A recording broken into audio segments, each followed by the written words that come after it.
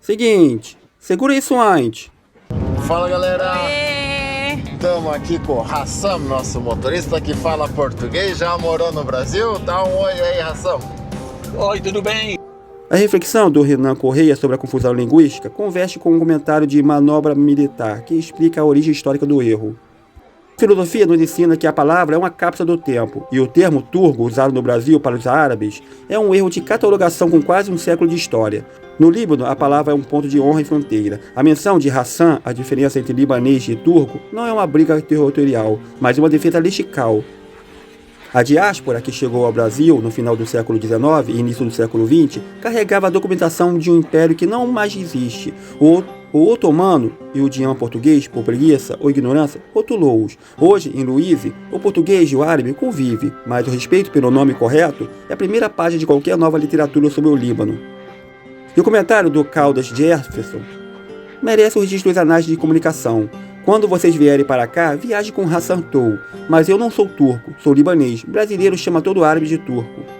A real dificuldade do Hassan não é só dirigir em montanha, é ter que ser o professor de história da migração árabe otomana, toda vez que o brasileiro exigia o seu turno. De um lado, a Jimardipa vê a memória afetiva e afirma que o vídeo é um retorno à origem, saudade dos meus avós e todos esses costumes, enquanto Samir Jarrouche questiona a realidade e pergunta: Mohamed, que trabalha na pastelaria da Tina, é meu primo que não conhecia aqui no Brasil. O Mohamed nasceu lá e nunca veio para cá. A literatura da diáspora nunca é um texto único. A cidade de Luiz, Sultan Ibrahim, é uma biblioteca de narrativas cruzadas, onde o português é um dialeto familiar.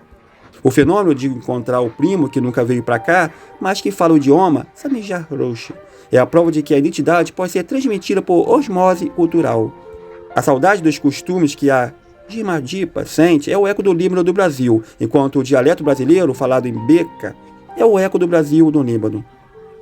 O nome da pastelaria, os produtos e o português são um límbano reescrito pela influência brasileira, mostrando que a filologia de uma nação é moldada não só pela terra, mas pelas histórias que ela carrega e pelas palavras que ela consegue resgatar. E o comentário do Evangelho Inclusivo ganha o troféu de campeão da acessibilidade poética. Adoro as reportagens de vocês, dessa forma posso saber de tudo, com muitos detalhes, porque vocês falam tudo sobre o espaço que vocês estão visitando, e eu sou uma pessoa cega, acabo tomando conhecimento de tudo que importa para mim. A verdadeira prova da qualidade do conteúdo é que ele funciona perfeitamente para quem não pode ver a pedra da grávida, mas consegue sentir o gosto do Zaata e o abraço do Hassan. O comentário de MP Murad sobre uma cidade com um nome similar me fez mergulhar em uma memória bem antiga. Dita-se que nas fundações do templo de Baalbek repousam os maiores mistérios do simbolismo e filosofia da antiguidade.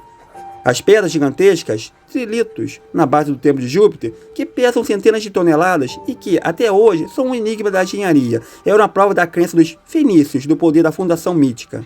Os romanos, ao construir seu templo solar por cima, honraram o local, mas não puderam replicar as fundações.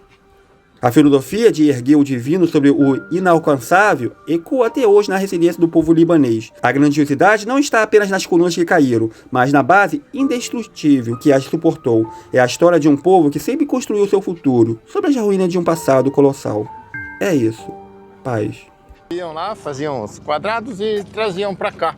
E aí, segundo o guia, provavelmente era com elefante, né? Com a ajuda de elefante, muitos escravos, aí, milhares de escravos, para conseguir deslocar essas pedras muito pesadas para a região aqui.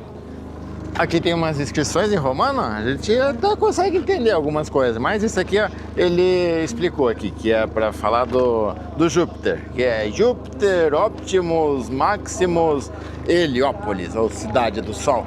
E aqui, ó, esse templo foi construído, o templo do Romano foi construído em cima de construções que acreditam ser dos fenícios, né? Essa construção aqui que está embaixo do templo, então seria a construção dos fenícios. Essa aqui tem uma arquitetura diferente aí e é nessa base que provavelmente dos fenícios, que tem umas pedras gigantes que a gente vai mostrar.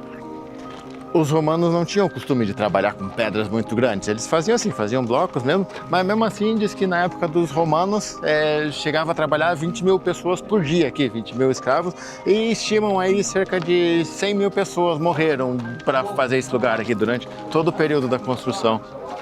Diz que tem cerca de 40 metros para baixo aqui, ruínas da época dos fenícios. Esse é um dos dilemas que a arqueologia tem, né?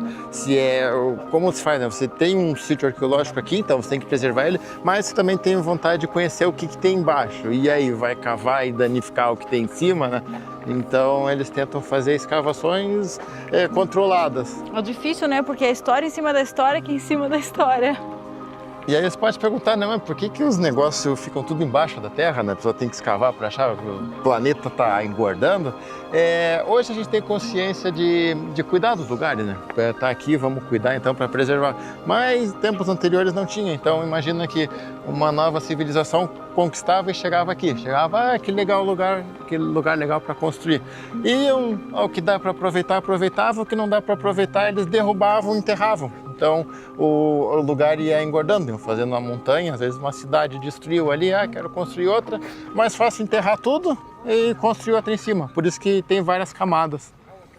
Ó, os detalhes aqui ó, do rosto, essa aqui é a Minerva, esse aqui acho que é o Netuno, esse é o Hércules, aqui tem a imagem da Vênus, que era da beleza. Os detalhes que estava mostrando é aqui, ó. Aí ali tem as colunas onde ficavam os deuses aqui, ó. Diz que onde tinha concha era deusa e em cima, quando é triângulo, era deus, né? Era para mulher e para homem. E essa daqui, ó, é a única coluna que está inteira. Então ela não era encaixada nada, ela vinha inteira, eles escaram isso aqui. E tá até hoje, já tem 150 anos. Agora vamos conhecer aqui dentro como era o processo. Na verdade é um pouco mais de 150 anos. Aqui a gente está onde eu imagino que ficava, talvez antigamente, guardados vinhos, né? Porque tem vários barris. E aqui dentro é frio, é fresco, né? Mas e aqui é uma caverna natural, então não é que tá entrando vento, não é que tem ar-condicionado, ela é naturalmente mais gelada. Acho que é a temperatura certa para os vinhos, né? Aqui atrás guardado eles têm uma coleção antiga de vinhos, não dá para ir lá, diz que esses não são para vender, são para guardar mesmo. E aqui ó, tem uma estátua da Virgem Maria, diz que no Templo dos Monges ficava caindo água aqui, aí que eles fizeram uma oração, a água parou de cair, então colocaram a Virgem Maria aqui em agradecimento.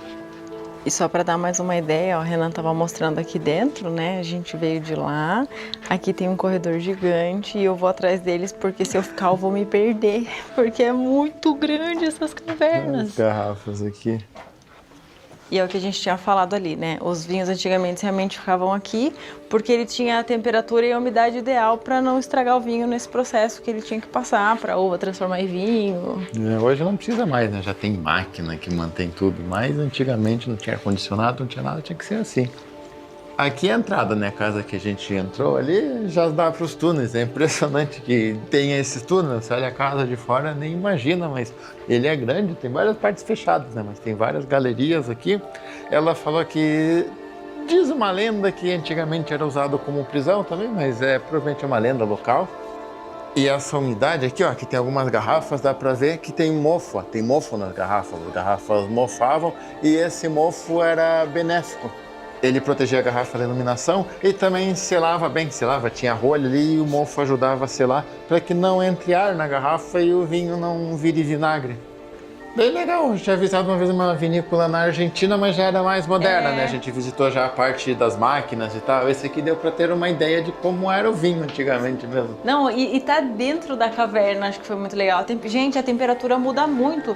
Teve uma hora que a gente tava andando aqui, eu já tava assim, ó, porque eu tô arrepiada de frio.